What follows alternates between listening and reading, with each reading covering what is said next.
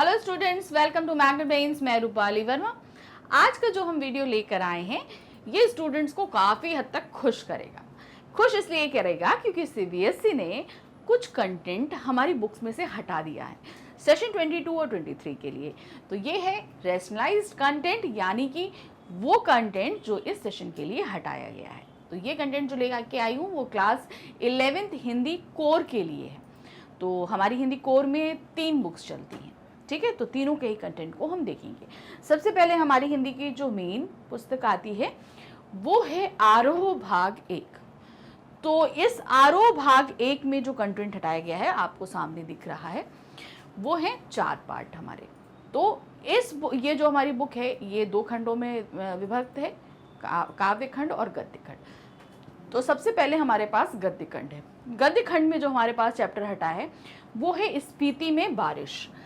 ये हटा है, ये एक यात्रा वृत्तांत था, हम लोगों को सभी को पता है। तो स्पीति में बारिश ये हटाया गया है। ये है पृष्ठ संख्या 68 से लेकर 78, यानी कि 68 से 78 तक के बीच में पूरा का पूरा अध्याय हमारा हटा दिया गया है। फिर उसके बाद आते हैं नेक्स्ट को जो चैप्टर है वो है आत्मा का ताप। ये है पृष्ठ संख्या 118 से 126 के बीच का। इसे संपूर्ण अध्याय हटा दिया गया, पूरा का पूरा। मतलब इसमें से कुछ भी आपके पास एग्जाम में नहीं आएगा, ना ही किसी भी तरह के इंटरनल एग्जाम या किसी में भी बिल्कुल नहीं पूछा जाएगा। लेकिन इस रिलेटेड जो पोर्शन है इसके बारे में भी सीबीएसई ने कुछ बोला है, जो अभी हम आगे बताएंगे आपको। उसके बाद हम आते हैं हमारे काव्य खंड में। काव्य खंड में एक चैप्टर है पथिक। पथिक हटाया गया है, पूरा का पूरा अध्याय हमारे पास में हटाया गया है।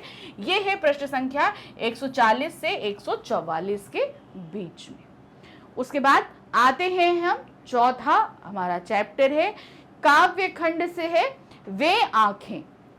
इस चैप्टर में किसान की आंखों के बारे में बात करी गई थी कि किस तरीके से उसने सारी उम्र जो तकलीफ उसको हो रही है, क्या क्या तकलीफें हुई हैं, सभी कुछ के बारे में वर्णन किया गया था। ये है पृष्ठ संख्या 145 से 150 के बीच में। ये पूरी की पूरी कविता आपसे हटा दी गई।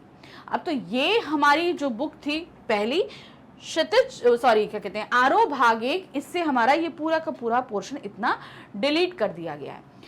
अब आते हैं हमारी दूसरी पुस्तक। दूसरी पुस्तक है हमारी वितान भाग 1, ठीक है। ये स्टोरी बुक है।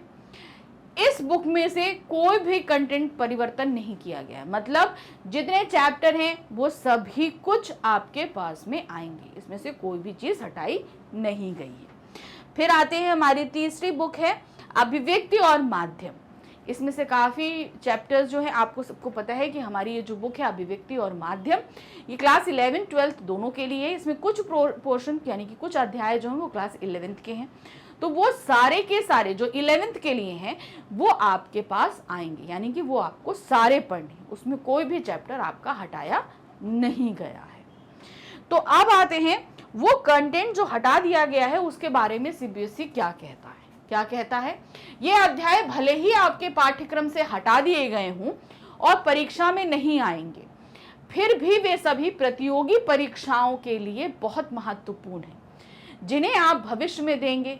वो प्रतियोगी परीक्षाएं कौन सी हैं? KVPY, IIT JEE, NEET, olympiad, NTSC, UPSC, SSC, railways आदि।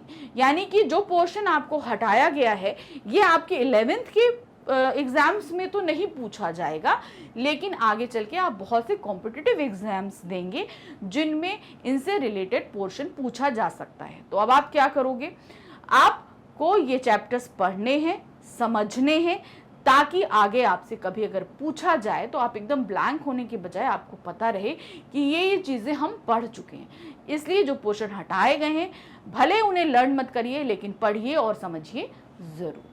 तो जहाँ पर एक तरफ खुशी की बात थी कि आप लोगों को इतना पोर्शन नहीं पढ़ना है, तो ये भी ध्यान रखना है कि 11th में तो नहीं पूछा जा रहा है, लेकिन भविष्य में ज़रूर पूछा जाएगा।